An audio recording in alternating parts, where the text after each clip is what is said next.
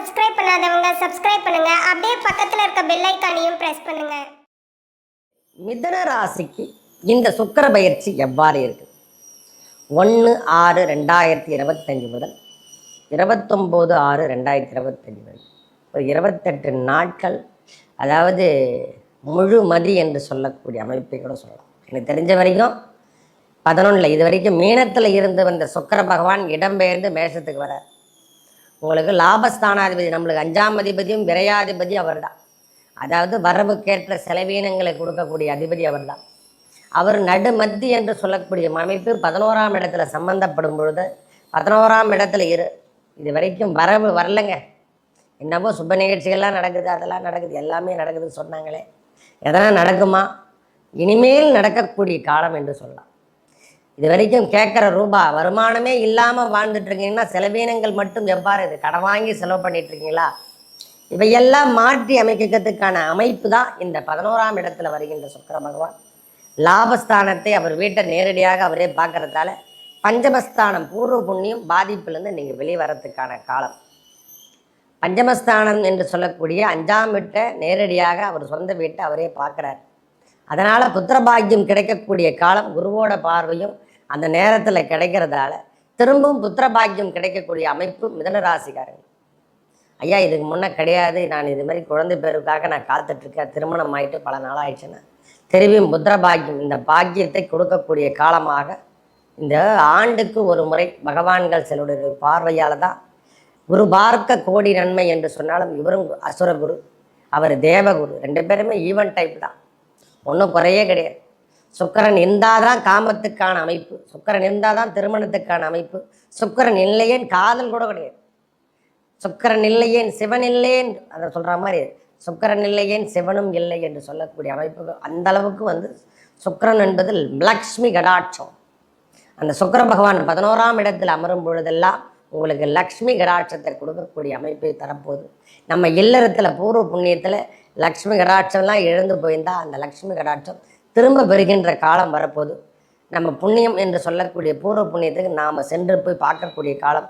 அதாவது வெளியூர்லேயோ வெளிநாட்டிலோ இருக்கிறவங்களுக்கெல்லாம் நாம் பூர்வ புண்ணியம் என்று சொல்லக்கூடிய தாயகத்துக்கு திரும்பக்கூடிய அமைப்பு, தாயகத்தில் இருக்கிறவங்களுக்கெல்லாம் பூர்வ புண்ணியம் என்று சொல்லக்கூடிய அமைப்பில் நாம் போய் சென்று பார்த்துட்டு வரலாம். நம்ம ஊர்லேயே சொந்த ஊர்லேயே இருக்கிறவங்களுக்கு கூட சொந்த மண்ணிலே வாழ்ந்த விட வெளியூரில் வாழ்ந்துட்டு இருப்பாங்க.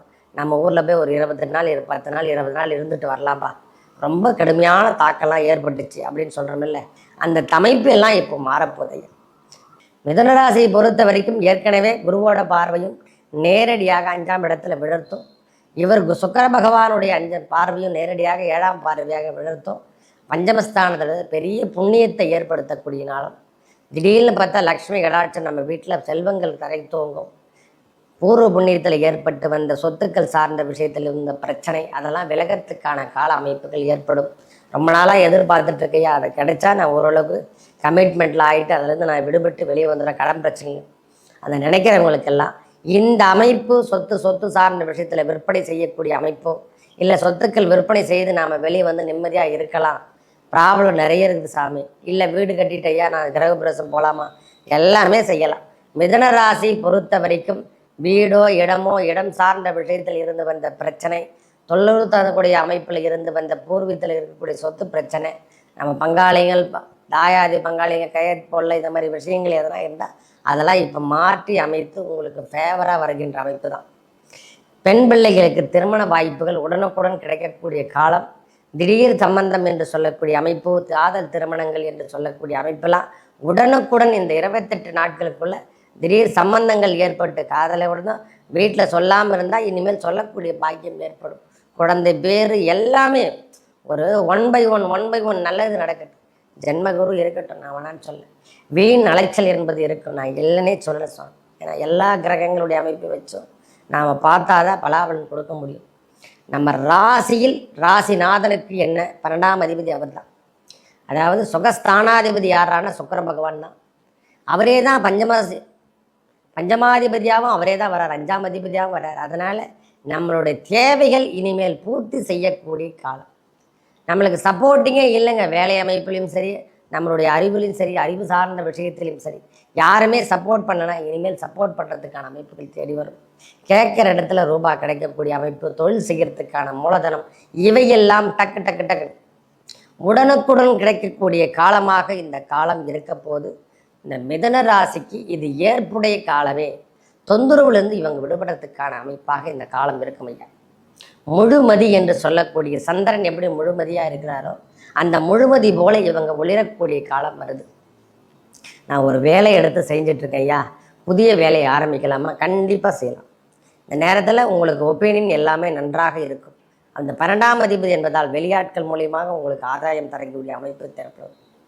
வெளியே ஊரில் நம்ம சென்று வியாபாரம் பண்ணால் நல்லா இருக்குமா? கண்டிப்பாக நல்லாயிருக்கும். ஒத்துழைப்பு உங்களுக்கு எல்லாருமே இனிமேல் கொடுக்கக்கூடிய அமைப்பு தானே கண்டி. ஒத்துழைப்பு யாரும் செய்ய மாட்டேன் கொல்ல மாட்டேன்னு சொல்லக்கூடிய அமைப்புகள் இல்லை.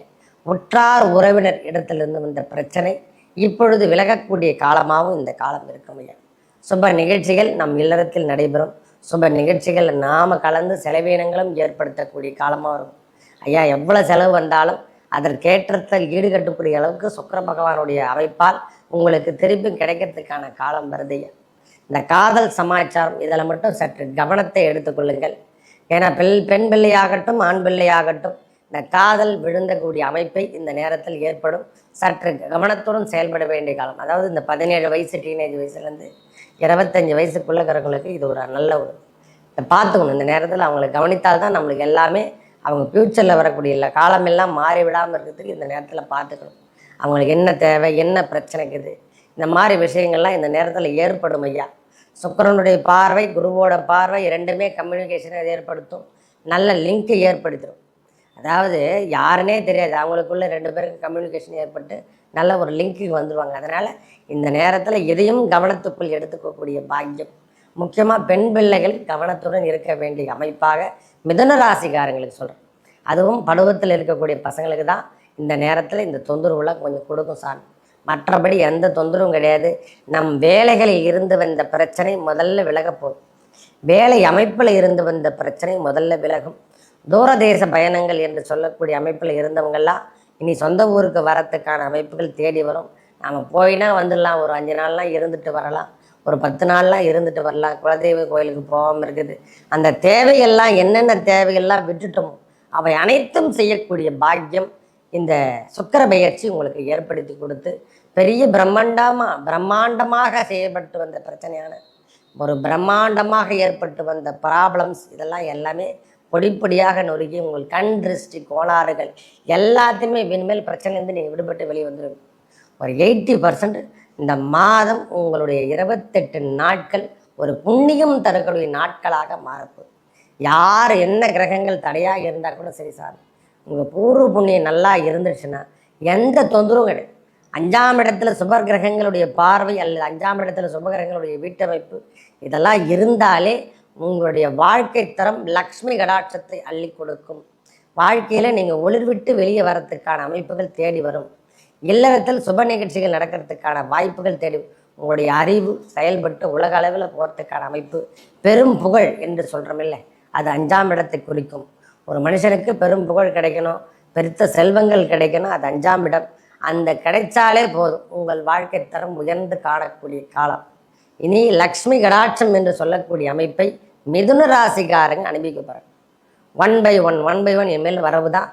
திருமணம் சார்ந்த விஷயங்கள், குழந்தை பேர் சித்திக்கக்கூடிய சந்தான பாக்கியம், இவையெல்லாம் இனிமேல் தான் கெட்ட போகுது. நல்லதே மேலும் நல்லதெல்லாம் நடக்க அந்த வெற்றிவேல் முருகனுக்கு அரகரோகரா. திருப்போரூர் சென்று வர உங்கள் வாழ்வில் ஏற்பட்ட தடைகள் அனைத்தும் விலகி நல்லதே நடக்கும். நன்றி, வணக்கம். மேலும் தகவலுக்கு எங்கள் சேனலை மறக்காமல் சப்ஸ்கிரைப் பண்ணுங்கள். நன்றி.